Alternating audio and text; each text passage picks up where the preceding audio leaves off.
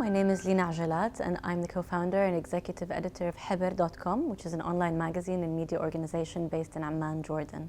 So the first thing I would say when you're trying to to figure out a business model for your media organization and to identify independent revenue sources is always remember why you're doing this. You're doing this because you want to be able to support the journalism and pay for the journalism, which is obviously becoming increasingly difficult to support in this digital media ecology. But just remember that because you don't want to end up becoming too distracted by the revenue generating activities and for them to take away from the actual journalism that you're trying to do. As long as you keep this in mind and you know that, the revenue generation is not an end in and of itself, it's meant to support the journalism, then you can stay focused on what you're trying to achieve.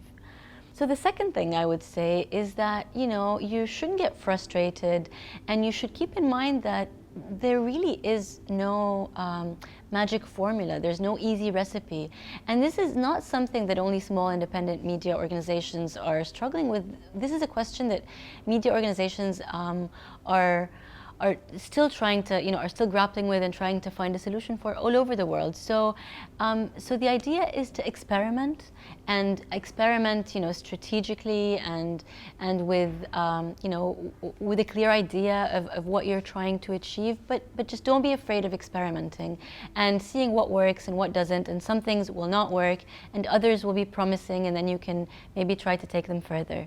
So the last thing I would say here is really try to get to know your audience as much as you can and to build a relationship with them, a meaningful relationship with them that just goes beyond traffic and numbers.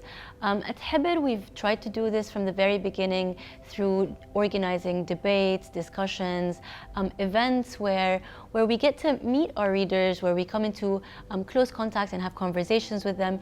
And I know that some people say, and there are good examples of people who have tried to monetize on events and turn that into a business model.